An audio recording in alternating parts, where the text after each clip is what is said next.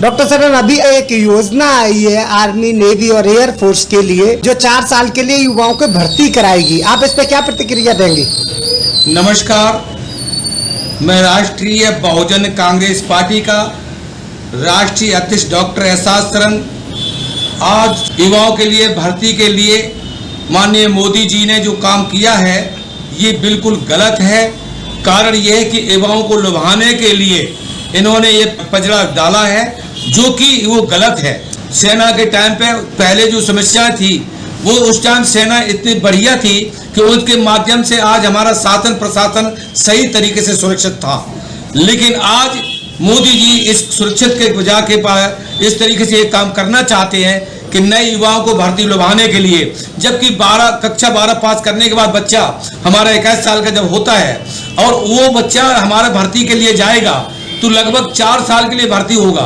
4 साल भर्ती के बाद उनके लिए आगे कोई पेंशन नहीं है, ना कोई आगे रिटायरमेंट के बाद उनका कोई रैंक बढ़ेगा, ना कुछ होगा। तो 4 साल के बाद उनका भविष्य जो है युवाओं का खिलवाड़ किया जा रहा है। लेकिन मोदी जी इनको सोचना चाहिए कि मोदी जी ये बिल्कुल गलत है। और ये कानून जैसे किसानों के लिए आपने 3 कानून बनाए थे जो कि किसानों के लिए आपने उस टाइम घुटना टेके हैं, उसी तरीके से इन युवाओं के भविष्य को खिलवाड़ न करके आप अपने इस कानून को वापस लें, जो कि राष्ट्रीय बहुजन कांग्रेस पार्टी इसका कड़ा विरोध करती है कि इनके बच्चों के साथ खिलवाड़ न किया जाए। इसमें खामियां आपको क्या नजर आती है? भाई 4 साल युवाओं को रोजगार तो मिलेगा, अभी युवा 12वीं पास करके वो कहाँ कमा पाता है? रिटायरमेंट तक उसको 10-11 लाख रुपए सरकार देने का वादा कर रही है, तो 10-11 लाख रुपए युवा 12वीं तक कहाँ कमा पाता है 21-22 साल की उम्र? देखिए, बात यह है कि वो जो बच्चे जो भर्ती हो जाते हैं स्टार्टिंग में और उसको कहते हैं सिक्योरिटी के लिए इतना पैसा जब नहीं मिलता है,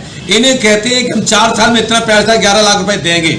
लेकिन वो 11 लाख किस काम के लिए है जब उन बच्चों की जिंदगी भविष्य खराब हो रहा है? ना वो बच्चों की शादियां होगी, ना उन बच्चों का जो है कोई जॉब रहेगा, ना 4 साल के बाद बेघर हो जाएंगे, उनकी जिंदगी बर्बाद हो जाएगी। मोदी जी तो कहते हैं बिना असला के आपको बॉर्डर पर खड़ा किया जाएगा।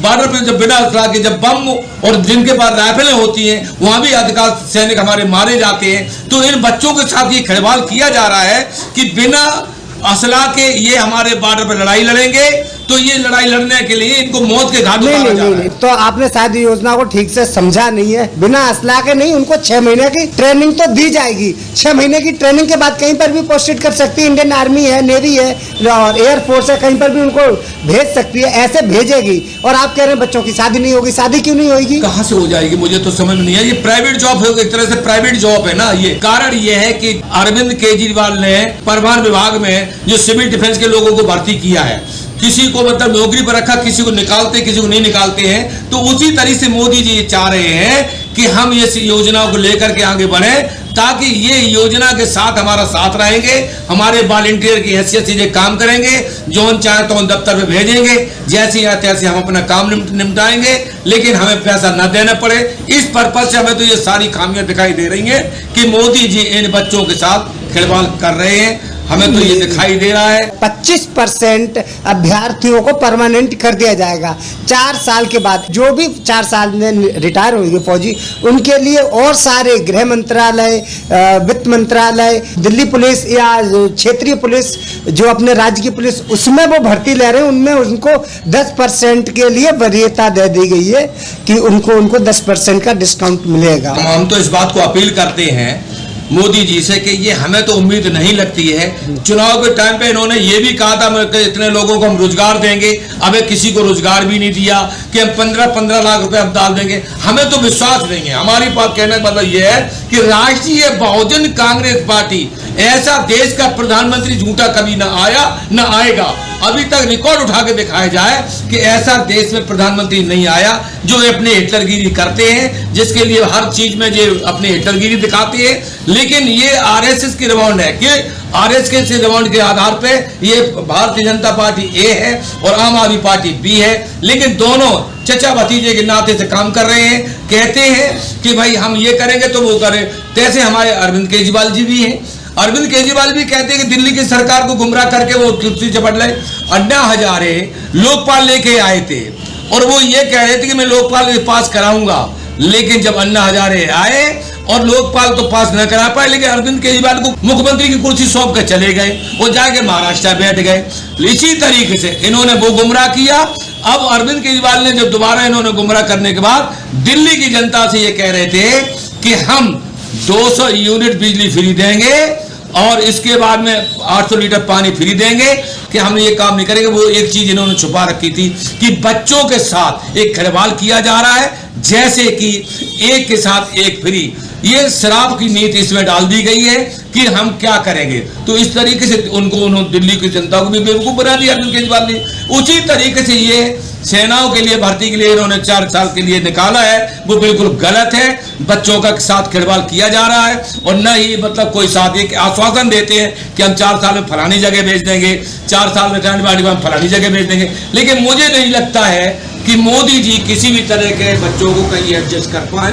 डॉक्टर साहब, क्या आप अपील करेंगे, आप क्या संदेश देना चाहेंगे जो आज के युवाओं को? हम अपने इस जो है भारत के देश के युवाओं को हम इस बात के लिए अपील करता हूं कि इस भर्ती के लिए कोई भी व्यक्ति वहां ना जाए, अपना भविष्य खराब ना करें। इससे बढ़िया यह है कि प्राइवेट जॉब कहीं पकड़ लें। 4 साल के लिए समय बर्बाद करेंगे, समय बर्बाद करने के बाद हो सकता है कि भविष्य में वहां से आओ कि ना आओ इसका कोई भरोसा नहीं, क्योंकि हम तुम लोग जो है कहीं बॉर्डर पर लगाए जाएंगे, कहीं कहीं लगाए जाएंगे। लड़ाई के टाइम पे वो देखा जाएगा कि कहीं ऐसा नहीं है कि फलानी जगह ऐसी नौबत आ रही है तो चलो इन वॉलंटियर को वहां भेज दें। कि ऐसी भर्ती से दूर रहें और इसका विरोध करें, सबसे ज्यादा विरोध करें और इस कानून के लिए वापस करने के लिए हमारे साथ जुड़े और राष्ट्रीय बहुजन समाज पार्टी के साथ जुड़ के काम करें और हम इसको विरोध को जो है विरोध करते रहेंगे। डॉक्टर साहब, आप इस तरीके से तो राष्ट्रद्रोह की बात कर रहे हैं, आप युवाओं को रोक रहे हैं कि वो राष्ट्र की सेवा के लिए न जाए। आप राष्ट्रद्रोह के दोषी हो जाएंगे और आप पे तो कानून लग जाएगा और आपको जेल में डाल दिया जाएगा। आप ऐसा हमारे जेल में जब देखा जाएगा, हमारे जब जेल में लग जाएगा तो हम बच्चों के जिंदगी के लिए खिलवाड़ नहीं होने देंगे। इसके लिए चाहे मुझे कुर्बानी करने पड़े। वो तो आने वाला भविष्य बताएगा कि बच्चे यहाँ से वो भर्ती के लिए जाते या नहीं जाते। ये थे हमारे साथ डॉक्टर एहसास सरन, जिन्होंने अपनी बात रखी। डॉक्टर सरन से कितने सहमत हैं कितने नहीं है ये तो आप खुद सोच कर देखिए कि आपको क्या अच्छा लगता है क्या नहीं लगता है। अगर आपने अभी तक सनराइज समाचार को सब्सक्राइब नहीं किया है तो सनराइज समाचार को सब्सक्राइब कीजिए और बेल आइकन को भी दबा दीजिए ताकि आप हमारे आने वाली वीडियो का नोटिफिकेशन सबसे पहले पा सकें।